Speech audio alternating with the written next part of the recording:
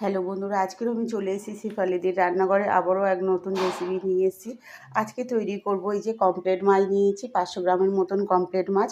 মাছটাকে আমি ভালো করে কেটে নুন, হলুদ আর লঙ্কা গুঁড়ো মাখিয়ে ভেজে নিয়েছি। আর এখানে 4খানা ডিম নিয়েছি সেদ্ধ করে। আজকে ডিম আর মাছ একসঙ্গে রান্না করব বন্ধুরা। হেভি খেতে হবে কিন্তু, দারুণ টেস্ট হয় কিন্তু। হয়তো কখনো আগে দেখেননি, আমরা তো মাছ আলাদা করে রান্না করি, ডিম আলাদা করে রান্না করি। কিন্তু না, যখন হাতে কম সময় থাকবেন এই টেকনিকটা করতে পারেন, খুবই সুন্দর লাগবে। আর এটা মাছ ডিম একসঙ্গেই রান্না হয়ে যাবে, আর খেতে কিন্তু অসাধারণ হবে। তো সেই রেসিপিটা আজকে তোমাদের সঙ্গে আমি শেয়ার করছি বন্ধুরা। দেখুন, 500 গ্রাম কমপ্লেট মাছ নিয়ে নিয়েছিলাম, আর মাছটাকে আমি ভেজে নিয়েছি ভালো করে, নুন হলুদ লঙ্কা গুঁড়ো মাখিয়ে ভেজে নিয়েছি। আর তার সঙ্গে নিয়ে নিয়েছি এখানে 4খানা ডিম, আর ডিমটাকে সেদ্ধ করে ভালো করে ছাড়িয়ে নিয়েছি। আর এখানে নিয়ে নিয়েছি একটা বড় সাইজের টমেটোটাকে ভালো করে পিস পিস করে কেটে নিলাম। এবার রান্নাঘরে চলে যাতেই আমি ডিমটাকেও ভেজে নেব। 4টে ডিম দিয়েছি, ডিমটাকেও একই সঙ্গে আমি ভেজে নেব।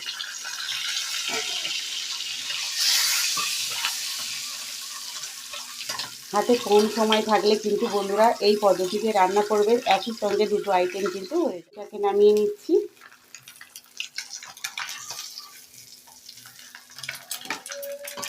এই দেখুন বন্ধুরা, ডিমটা আমার ভাজা হয়ে গেছে। এবার এখানে আমি দিয়ে দেবো 4টে আলু কেটে নিয়েছি, আলুটাকেও কিন্তু এর সঙ্গে ভেজে নেব।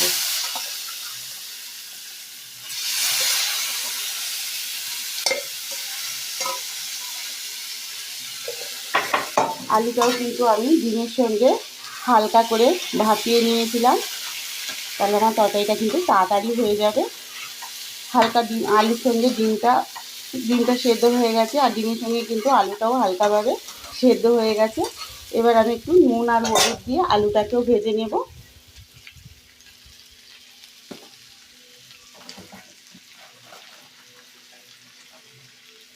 একটু লবণ আর একটু হলুদ দিয়ে আলুটাকেও ভালো করে ভেজে নেব।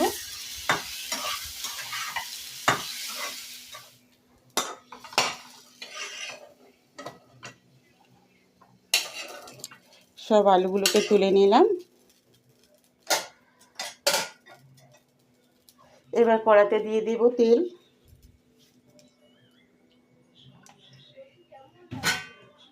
তেল দিয়ে দিলাম এখানে, দিয়ে এখানে একটু পাঁচফোড়ন দিয়ে দেব।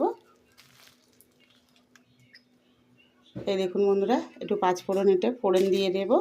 আঁচটাকে একটু বাড়িয়ে দিলাম।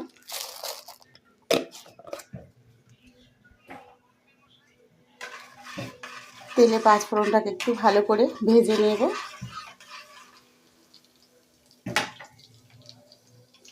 এই দেখুন বন্ধুরা, আমার এখানে আলু ভাজা হয়ে গেছে, ডিম ভাজা হয়ে গেছে, মাছ ভাজা হয়ে গেছে।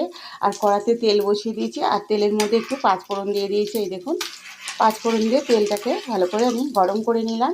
নেওয়ার পরে এখানে যে টমেটোটা কেটে রেখেছিলাম, টমেটোটা দিয়ে দেবো তেলের মধ্যে।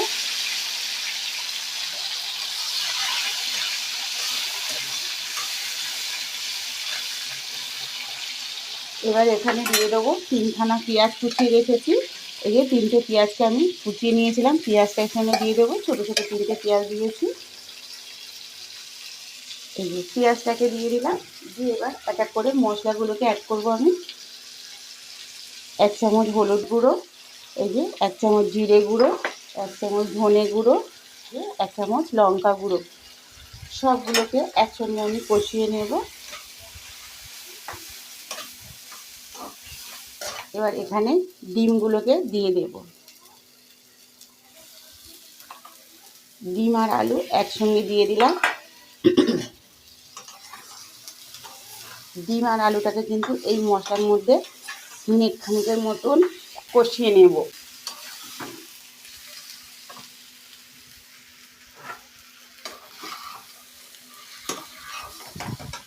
মিনিট 2-এর মতন ডিম আলু মশলা দিয়ে কষিয়ে নিয়েছি। এবার এখানে আমি দিয়ে দেব জল। হাফ বাটির মতন জল দিয়ে দিয়েছি। যেহেতু এখানে আমি মাছও এর ভেতরে দেব, তার জন্য একটু জলের পরিমাণটা বেশি দিলাম। তোমরা যেমন ঝোল খাবে তেমন কিন্তু জলটা মেপে দিও।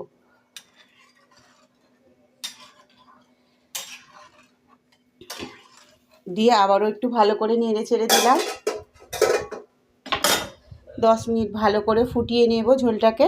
এই দেখুন বন্ধুরা, আমার কিন্তু 10 মিনিট হয়ে গেছে আর ঝোলটা কিন্তু ফুটছে, দেখুন টকবক করে কিন্তু ঝোলটা ফুটছে। এবার আমি এখানে দিয়ে দেব মাছগুলো। মাছগুলো যে ভেজে রেখেছিলাম, এবার এক পিস করে পরপর মাছগুলো সাজিয়ে দেব। দিয়ে দেব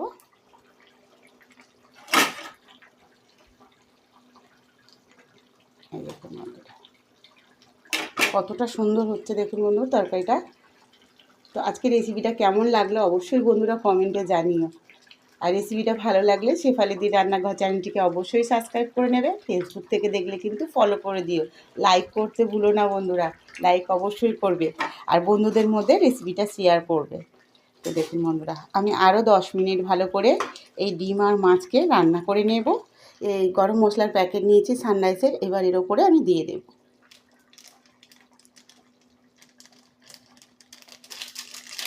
পুরো গরম মশলার প্যাকেটটা কিন্তু এর ভেতরে দিয়ে দেব, দিয়ে আবারও একটু নেড়ে নেব। দেখুন তরকারি কালারটাও কতটা সুন্দর এসছে, আর মাছ ডিম একসঙ্গেই কিন্তু আমার রান্না হয়ে গেল। একজন মাছ খাবে, একজন ডিম খাবে, দুজনে দুরকম বায়না, আমি দোকান খুলবো।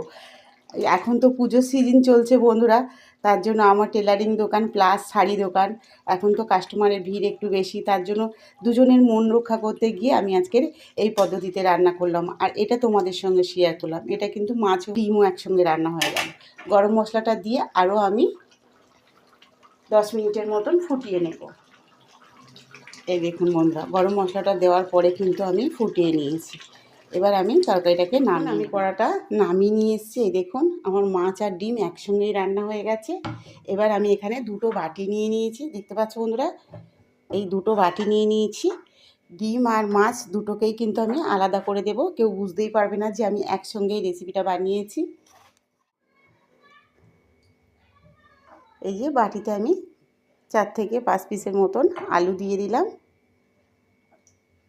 দিয়ে এখানে একটু ঝোল দিয়ে দেব।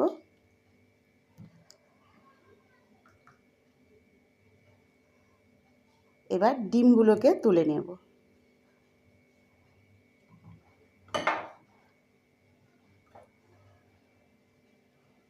কিন্তু রেডি হয়ে গেছে, দেখুন একই সঙ্গে দুটো কিন্তু রেসিপি তৈরি হয়ে গেল। এই যে ডিমের কারিটা আমি সরিয়ে দিলাম।